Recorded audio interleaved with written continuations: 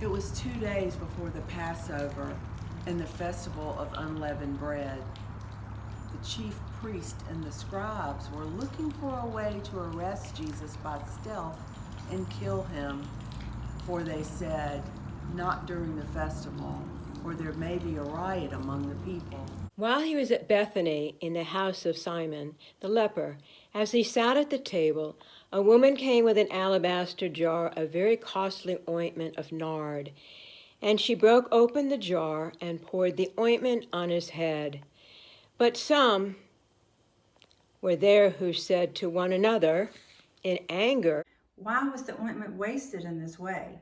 For this ointment could have been sold for more than 300 denarii and the money given to the poor." And they scolded her. But Jesus said, "Leave her alone. Why do you trouble her? She has performed a good service for me." For you always have the poor with you, and you can show kindness to them whenever you wish. But you will not always have me. She has done what she could. She has anointed my body beforehand for its burial. Truly I tell you, wherever the good news is proclaimed in the whole world, what she has done will be told in remembrance of her. Then Judas Iscariot, who was one of the 12, went to the chief priests in order to betray him to them. When they heard it, they were greatly pleased and promised to give him money.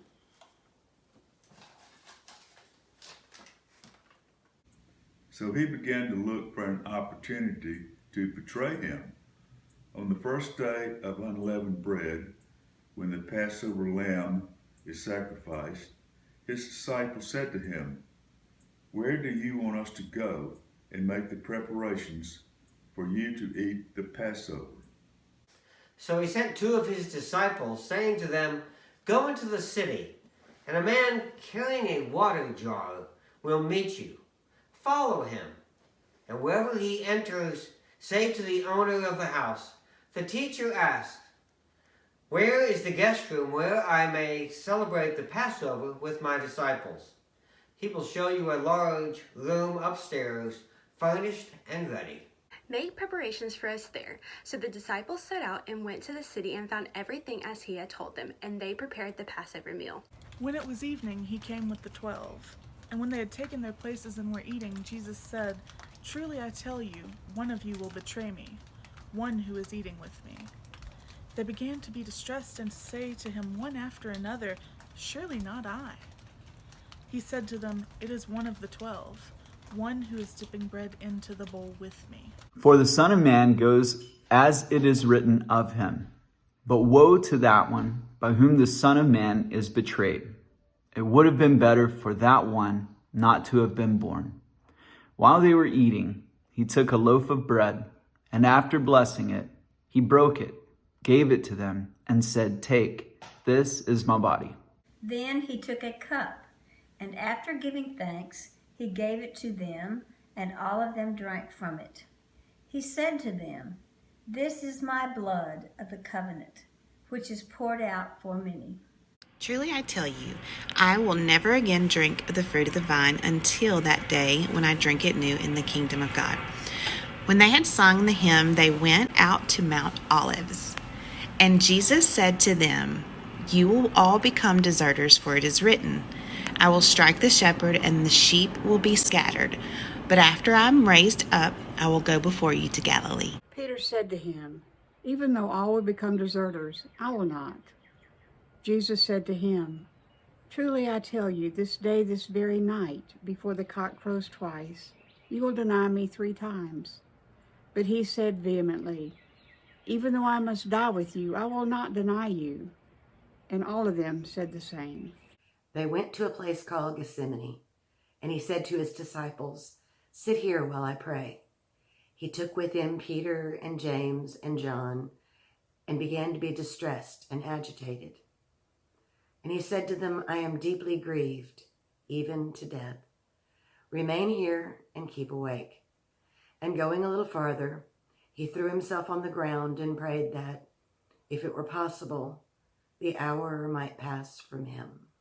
And he said, "Abba, Father, For you all things are possible. Remove this cup from me, yet not what I want, but what you want." He came and found them sleeping, and he said to Peter, "Simon, are you asleep? Could you not keep awake 1 hour? Keep awake and pray that you may not come into the time of trial. The spirit indeed is willing, but the flesh is weak." And again he went away and prayed, saying the same words. And once more he came and found them sleeping, for their eyes were very heavy, and they did not know what to say. "What? Are you still sleeping and taking your rest? The hour has come when the Son of Man is betrayed into the hands of sinners. Get up, let us be going. See, my betrayer is at hand." Immediately, while Jesus was speaking, Judas, one of the 12, arrived. And with him there was a crowd with swords and clubs from the chief priests and the elders. Now the betrayer had given them a sign, saying, "The one I will kiss is the man. Arrest him and lead him away under guard." So when he came, he went up to him at once and said, "Rabbi," and kissed him. Then they laid hands on him and arrested him. But one of those who stood near drew his sword and struck the slave of the high priest, cutting off his ear. Jesus said to them, "Have you come out with swords and clubs to arrest me, as though I were a bandit? Day after day I was with you in the temple teaching, and you did not arrest me. But let the scriptures be fulfilled." All of them deserted him and fled. A certain young man was following him, wearing nothing but a linen cloth. They caught hold of him, but he left the linen cloth and ran off naked. They took Jesus to the high priest, and all the chief priests, the elders, and the scribes were assembled. Peter had followed him at a distance, right into the courtyard of the high priest, and he was sitting with the guards, warming himself at the fire. Now the chief priests and the whole council were looking for testimony against Jesus to put him to death, but they found none. For many gave false testimony against him, and their testimony did not agree. Some stood up and gave false testimony against him, saying, "We heard him say, 'I will destroy this temple that is made with hands, and in 3 days I will build another, not made with hands.' But even on this point, their testimony did not agree." Then the high priest stood up before them and asked Jesus, "Have you no answer? What is it that they testify against you?" But he was silent and did not answer. Again, the high priest asked him, "Are you the Messiah, the Son of the Blessed One?" Jesus said, "I am, and you will see the Son of Man seated at the right hand of the power and coming with the clouds of heaven." Then the high priest tore his clothes and said, "Why do we still need witnesses? You have heard his blasphemy. What is your decision?" All of them condemned him as deserving death. Some began to spit on him, to blindfold him, and to strike him, saying to him, "Prophesy." The guards also took him over and beat him. While Peter was below in the courtyard, one of the servant girls of the high priest came by. When she saw Peter warming himself, she stared at him and said, "You are also with Jesus, the man from Nazareth." But he denied it, saying, "I do not understand what you are talking about." And when he went into the forecourt, then the cock crowed. And the servant girl, on seeing him, began again to say to the bystanders, "This man is one of them." But again he denied it. Then after a little while, the bystanders again said to Peter, "Certainly you are one of them, for you are a Galilean." Well, he began to curse, and he swore an oath. "I do not know this man you're talking about." At that moment, the cock crowed for the second time. Then Peter remembered that Jesus had said to him, "Before the cock crows twice, you will deny me 3 times." And he broke down and wept. Before it was morning, the chief priest held a consultation with the elders and the whole council. They bound Jesus, led him away, and handed him over to Pilate. Pilate asked him, "Are you the king of the Jews?" He answered them, "You say so." The chief priests accused him of many things. Pilate asked him again, "Have you no answer? See how many charges they bring against you?" But Jesus made no further reply, so that Pilate was amazed. Now at the festival he used to release a prisoner for them, anyone for whom they asked. Now a man called Barabbas was in prison with the rebels who had committed murder during the insurrection.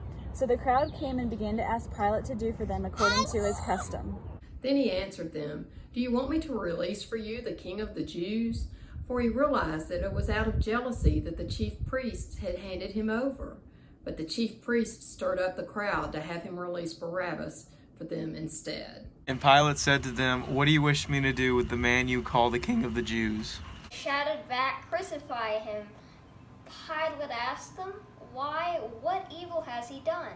But they shouted all the more, "Crucify him." So Pilate, wishing to satisfy the crowd, released Barabbas for them, and after flogging Jesus, he handed him over to be crucified. Then the soldiers led him into the courtyard of the palace, that is the governor's headquarters, and they called together the whole cohort. And they cloaked him in a purple cloak, and after twisting some thorns into a crown, they put it on him. And they began saluting him, "Hail, King of the Jews!" They struck his head with a reed, spat upon it, and knelt down in homage to him. After mocking him, they stripped him of the purple cloak and put his own clothes on him. Then they led him out to crucify him. They compelled a passerby who was coming in from the country to carry his cross. It was Simon of Cyrene, the father of Alexander and Rufus. Then they brought Jesus to the place called Golgotha, which means the place of a skull. And they offered him wine mixed with myrrh, but he did not take it. And they crucified him and divided his clothes among them, casting lots to decide what each should take. It was 9 o'clock in the morning when they crucified him. The inscription of the charge against him read, "The King of the Jews." And with him they crucified 2 bandits, one on his right and one on his left.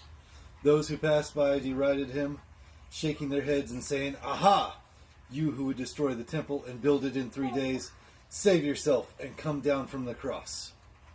In the same way, the chief priests, along with the scribes, were also mocking him among themselves and saying, "He saved others, he cannot save himself." Let the Messiah, the King of Israel, come down from the cross, how so that we may see and believe. Those who were crucified with him also taunted him. When it was noon, darkness covered the whole land until 3 in the afternoon. At 3 o'clock, Jesus cried out in a loud voice, "Eloi, Eloi, lema sabachthani," which means, my God, why have you forsaken me?" When some of the bystanders heard that, they said, "Listen, he's calling out for Elijah." And someone ran and filled a sponge with sour wine, put it on a stick, and gave it to him to drink, saying, "Maybe Elijah will come and take him down." Then Jesus gave a loud cry and breathed his last. And the curtain of the temple was torn in two, from top to bottom. And when the centurion, who stood facing him, saw that in this way he breathed his last, he said, "Truly, this man was God's Son." There were also women looking on from a distance. Among them were Mary Magdalene, and Mary the mother of James, the younger, and of Joseph, and Salome. These used to follow him and provided for him when he was in Galilee. And there were many other women who had come up with him to Jerusalem. When evening had come, and since it was the day of preparation, that is, the day before the Sabbath, Joseph of Arimathea, a respected member of the council, who was also himself waiting expectantly for the kingdom of God, went boldly to Pilate and asked for the body of Jesus. Then Pilate wondered if he were already dead, and summoning the centurion, he asked him whether he had been dead for some time. When he learned from the centurion that he was dead, he granted the body to Joseph. Then Joseph bought a linen cloth, and taking the body, wrapped it in the linen of cloth, and laid it in a tomb that had been hewn out of rock. He then rolled a stone against the door of the tomb. Mary Magdalene and Mary, the mother of Jesus, saw where the body was laid.